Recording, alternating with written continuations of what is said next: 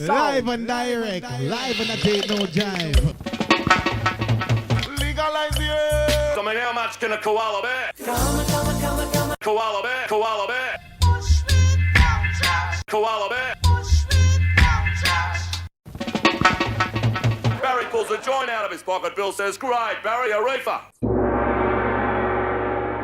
Hi, welcome back. It's the Koala podcast, and it's been a while since we've actually been able to have a psychedelics person on the podcast. Don't know why; it's just been a bit quiet. I think that that little conference in Denver sucked up everybody's energy over the past 6 weeks. I'm going to get onto that in a second because, as like all other MAPS things, there was some. There seems to be a bit too much money involved. But anyway, I'll come back to that in a moment. I'm speaking to Jesús from ICEERS, and he's the ayahuasca Defense Fund coordinator. And we got in touch earlier this week or late last week. And I just said, I'd love to know more. I've been getting your email for a while. I'd just love to know more about the organization, what you do, why you do it, how long you've been around, just to sort of have that information for other people to know about who aren't, directly involved with psychedelics. So Jesús, thank you for taking time to be on the show. Why don't you tell us a little bit about ICEERS first, and then we'll get to you. Of course, Sean. Yes, thank you for the opportunity to speaking with you. A little bit of ICEERS. So ICEERS has been now going on for 15 years. It's an organization based in Barcelona, Spain. And well, ICEERS' mission is pretty much remembering who we are. That's the motto. And what we try to create is a world where plant medicine, psychedelics, have a space for people who need them, for people who want to have access to them, but also being really respectful of indigenous traditions. So we're trying to build bridges between those two, sometimes worlds that do not speak to each other. You know, the clinical psychedelic movement. They and also, certainly don't. I mean, I deal mainly in cannabis, and there's a huge wall between it most of the time, and that wall is built by one particular side normally, isn't it? yeah, so unfortunately, that's one of the main things that we try to tackle. You know, there's this stigma, there's this discrimination against traditional usage of plants in Yeah, general. because of course, 60,000 years worth of knowledge trumps 200 years worth of knowledge, doesn't it? Precisely, that's what we see around the globe. Yeah. So, I mean, out of Spain, who started it, and why Spain? It's a sort of organization you might expect to have started, okay, I know the US doesn't have to be the center of everything, but most things revolving around psychedelics and policy and law issues tend to come out of the US, or you would expect maybe it would have birthed itself in your part of the world, in Central or South America. Why Spain? Who was in Spain that inspired it to start there? Well, you know that full story, I don't know the exact details, to be completely honest with you. But what I do know is that, Spain has been for a long time kind of like a haven for drug policy in general. So I think that was one of the main reasons why Spain was, the center point of this. But also the conjunction of people that were there in that particular moment. So our founder, Benjamin de Luna, he's actually a Belgium citizen, but he Okay. lives in Spain. Then we also have Jose Carlos Bozo, who's our lead scientist. He is from Madrid. He's from Spain.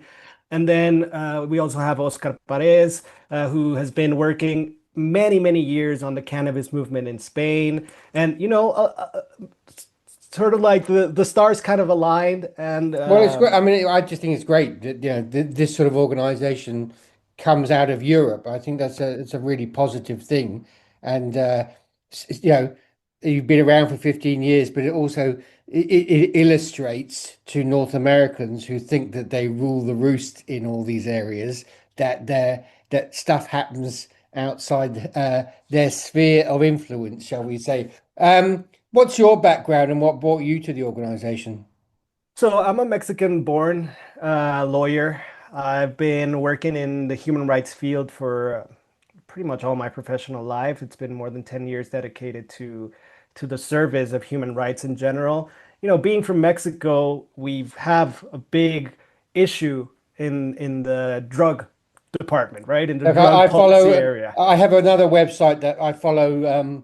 I work with some other guys. We follow lawyers around the world who are persecuted, murdered, and Mexico, unfortunately, suffers a lot of that in terms of lawyers who, especially I notice young women who are fighting for human rights and civil rights for Mexican citizens. They fall afoul of some very unpleasant people. It's a very difficult place to do that sort of work. So I applaud you for doing it because sometimes I'm amazed at the bravery of young Mexicans who want to take on existing power structures. Doesn't really matter whether it's what those power structures are, but they're not very pleasant at all. And I find it quite the thought of doing the work that you do must be pretty terrifying. Well, to be completely honest, Sean, it's quite heartbreaking just to see what's going on out there. I mean, in a sense, I'm kind of in a safe area because I work with a lot of international cases. I'm rarely involved in Mexican cases now, but I do see what's going on in just people defending their territories, people trying to change the legislation, making it more humane in general. And as you've said, there has been Women's many rights, you lives. see, women's rights especially. Yes. Yeah, if women stand up and fight for their rights, especially across the whole of society, but I notice young female lawyers are specifically picked upon as people that is worth getting out of the system, so to speak, as quickly as possible. It's awful. Yeah, yeah, it's awful because at the same time being, part of a larger movement, a human rights movement, you see the inequalities, you see the violence against women in Mexico is it's horrible. We have uh, so many data pointing out that Mexico is just a really unsafe place for women. So, of course, lawyers are trying to do their thing, women who are trying to, be in the front lines of this, and unfortunately, their lives are being taken away from us. So, yeah, it's a complicated place in general. We see a lot of things happening at the same time, and through a law kind of scope, we also see a lot of inequalities that are ingrained in our legal system. And that was the other part that kind of drew me to this area. I started being a human rights lawyer, and really rapidly I turned into drug policy. So my beginnings were really in the cannabis movement.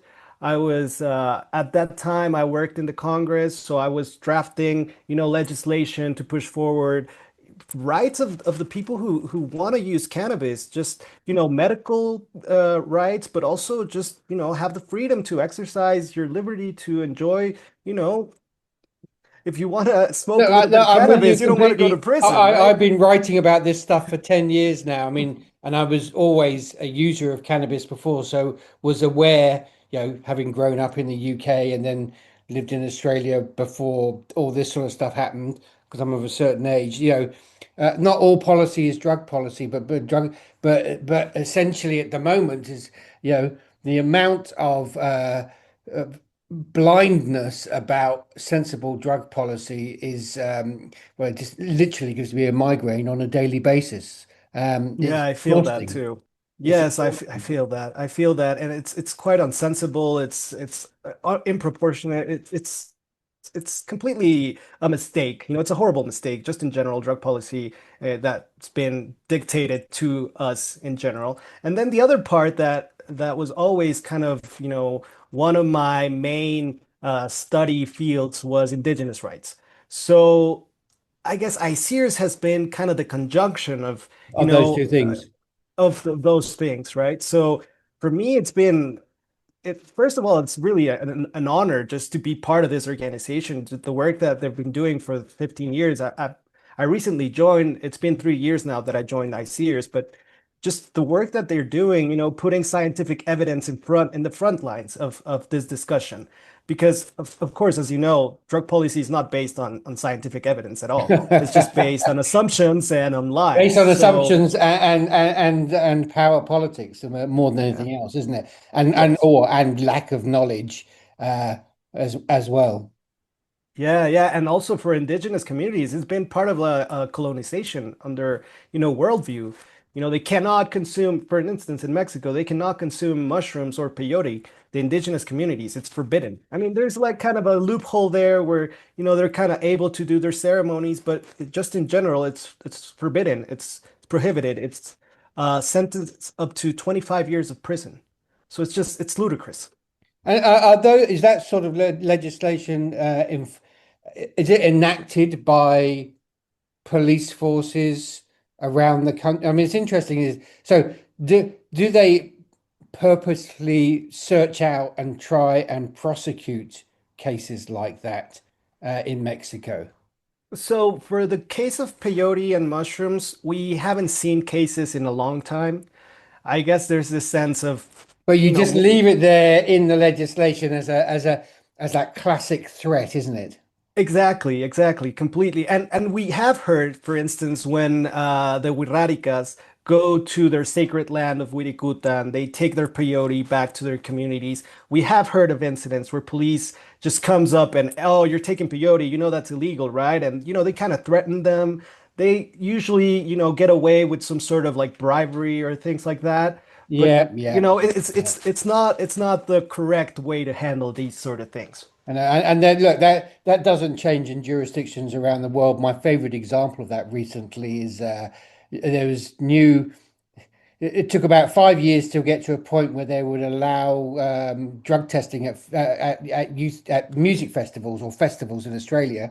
And the first thing the police did on the first festival that they had the drug testing is they made sure they turned up in more force than they otherwise usually did, with more dogs, more police, because there was a testing tent there. And that I live in Indonesia, so you can imagine in countries like that and Thailand, which is supposed, but it's power and money, just saying to either indigenous communities or the young or people in, we still have the power on this, and we're going to enforce and push if you walk forward too far with concepts of thought of freedom on this issue.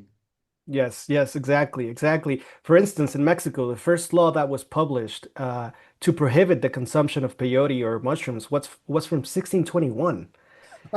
It was the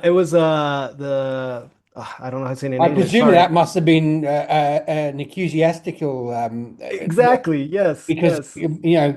God forbid you you worship anything other than the great Spanish or Portuguese Catholic God, yes?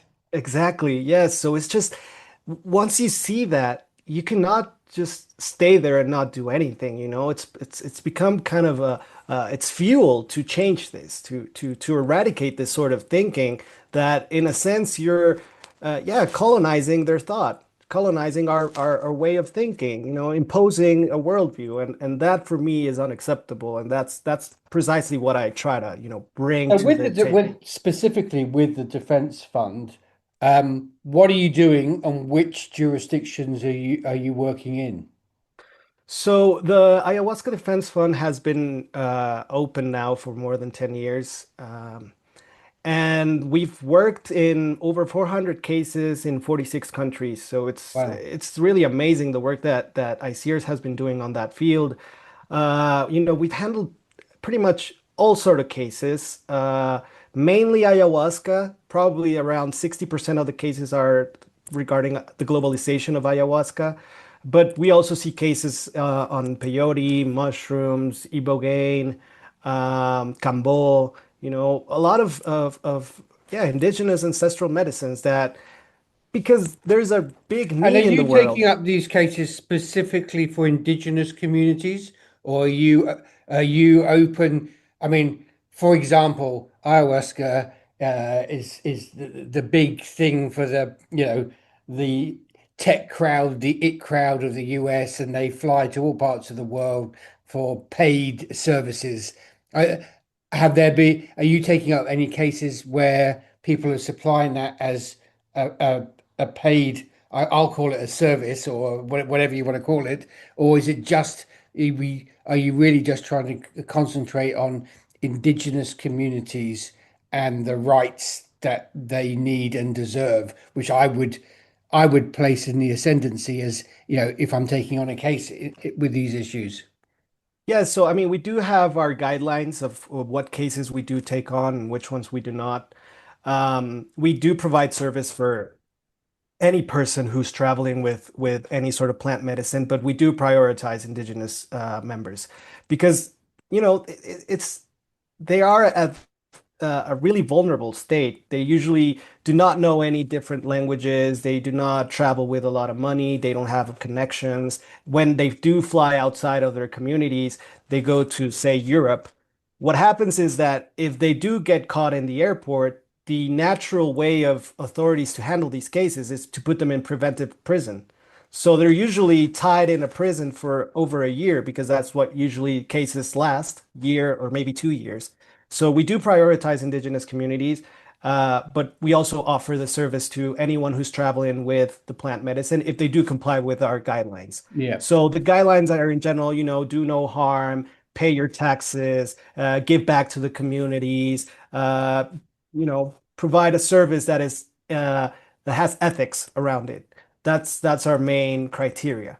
So if we do see someone who's traveling, say, with, I don't know, we've had cases for like 175 kilos of ayahuasca, then I mean, it's evident that you're But not that's a providing little an harder, isn't ethical it? service. Yeah, I mean, it's evident that you're actually, commodifying ayahuasca, you're selling ayahuasca, and that's not part of our way of thinking.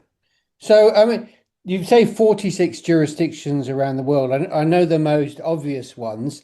Give me some of the ones that are less obvious, and any sort of reference to any particular cases that in those jurisdictions. I'm very interested. Well, we've handled cases as far as South Africa, Kenya, Indonesia, Australia, New Zealand. We've had a lot of, pretty much our main area of practice is the US, Mexico, Spain, Portugal. We've had some cases in the UK as well, Ireland, Poland, Romania. Yeah, so ayahuasca has traveled pretty much all over the world. We've had some cases in Russia and China, which unfortunately, are really harsh Well, I was jurisdictions about in to any say, I case. mean, whoever takes ayahuasca to China, I lived in Hong Kong for a long time. I mean, excuse me, but you got to have some balls, or I don't know what the phrase is, but yeah, that's a pretty risky thing to be doing.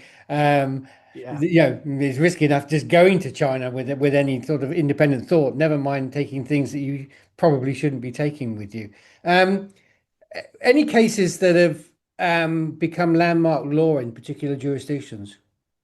Yeah, so I mean, we've worked in really interesting cases. For instance, in France, the Santo Daime case, it's still going on. It hasn't been, it hasn't ended yet. But the Santo Daime case, I think it's one of the largest cases that we've assisted. First, I mean, we kind of had a battle won in France, and then what the state of France decided was to classify ayahuasca as a controlled substance.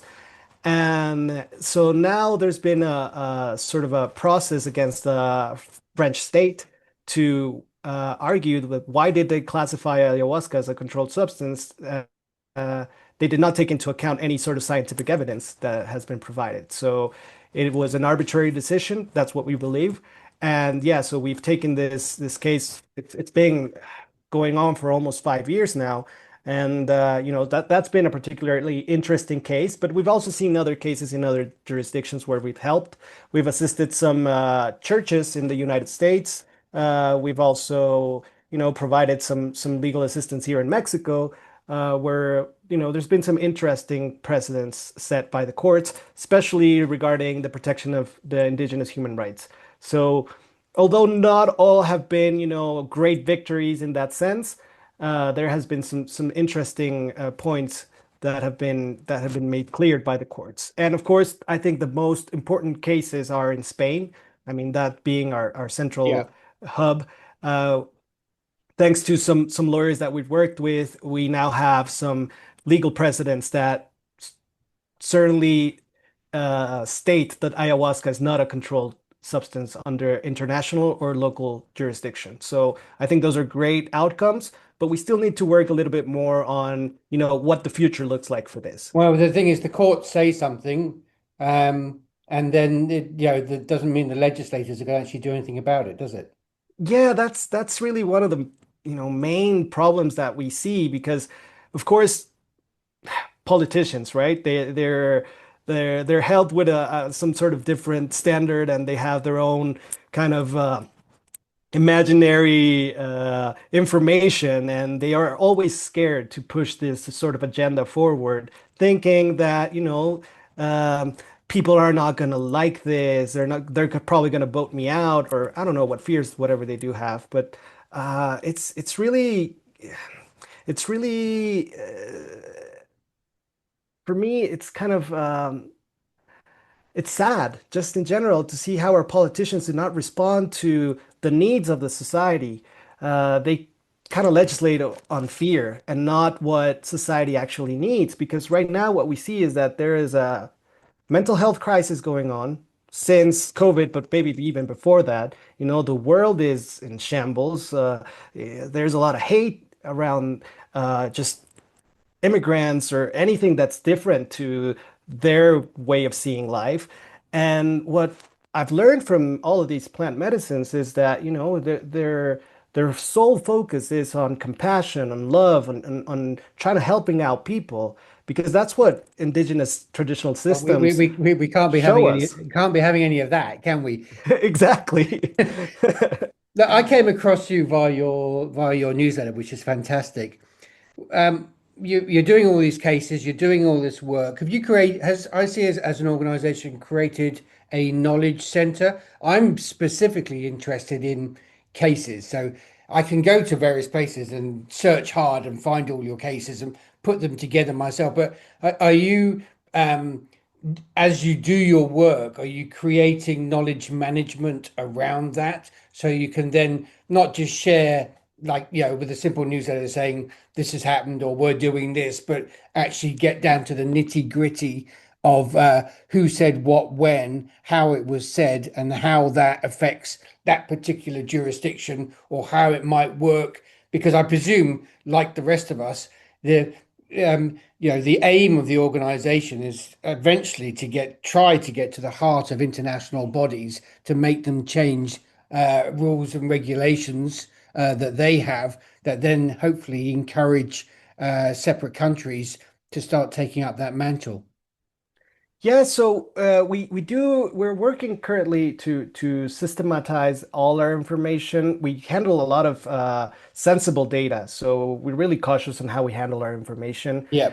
We try to get all the information we can on cases, outcomes. We usually provide expert witness reports. So that's one of the main things that we do as part of our legal defense program. We provide anthropological, scientific, and legal reports to the courts. So we try to, have all that information gathered. We're actually currently working on a report on the 10 years of the Ayahuasca Defense Fund with everything that we've seen throughout the years, how it has evolved, how usually states react to these sort of plants. And Because I also, presume at some point you need to share this information with the wider legal community, because you can't have all of this on your shoulders. The more you can share with other lawyers who they might take on cases. This might not be 100% their work, but if they can develop that work, they will do that. But I've been dealing in legal information and legal knowledge for 35, 40 years. And one thing that the big database providers, the knowledge provider, they're not interested in this stuff at all. It's not, it's not you can never get them interested. I can't understand why you can't get them interested in drug policy, because they're interested in business and trade. The drugs business is the biggest business and trade business there, transnational business there is on the planet virtually these days, as oil heads south. I'm really interested in how we build this knowledge in terms of it being useful for professional organizations, whether it be medical, law, accountancy, across the board, because until those wider professions can be engaged and use that knowledge for good, hopefully, we don't really move forward, because you're always fighting against a torrent, aren't you, in terms of trying to, if you're a small organization, you've only got three lawyers, you're never going to win the battle, are you? Yeah, so it's great that you're actually mentioning this, Sean, because we are working on we have an international lawyers network that we're trying to, strengthen. Pretty much all the lawyers that we've worked for the past 10 years, that they become really knowledgeable on the field. We try always to provide, a lot of information, scientific data, give them all the information that they might need if in case the case goes to trial, right? So that's one of the things that we've been working on, which we're trying to strengthen this international lawyers network. It's primarily filled with criminal lawyers, because Of course. usually But those. cannabis was the same. It came out of criminal lawyers first. When I first started, everybody that I dealt with had been a criminal lawyer, because that was the only way to engage with that particular topic. Yes, and now what we're also working on is we're creating a course. It's going to be an online course directed not only to lawyers, but also to people who are in policy, activists, explaining all the legal, questions around plant medicine in general. So what's their international status? What's the difference pharmacologically, toxicologically, between plants and their active components? The value of scientific evidence in courts, just in general, understanding of what these plants mean for indigenous communities, having them also learn about indigenous rights. So we're currently designing that course because, as you mentioned, we can't do this battle by ourselves. We don't want to, safeguard any sort of information. We don't gonna gatekeep anything like that. We always try to share all the knowledge that we created. Everything on ICEERS website is free, is open to the public. We have our technical report on ayahuasca, which is an amazing report done by the best scientists in the world, gathering all the scientific evidence around ayahuasca, that it does not pose a harm to public health, that it's not addictive, that it has therapeutical value, which are the criteria that states usually use to sort of criminalize these plants, right? Yeah. So we try to provide all the knowledge that we can to the people that are interested in it. And yeah, that's kind of the work that now we're doing at the Ayahuasca Defense Fund, not only being, reactive to the situations and the cases, but we also want to be proactive in giving all the lawyers, all the people interested, the information that they might need. That's great to hear. And are you finding that Indigenous lawyers from communities in countries all around the world are beginning to come to you, with, even if they don't have cases, but it's obviously knowledge that would be useful for them personally and for their practices, so they can build those networks as well? Because I believe this only works if people within communities can transnationally communicate with other communities, even if their plant medicines are different. Say you're in the back and beyond of Australia, but you should be talking to somebody in Brazil or in Mexico or in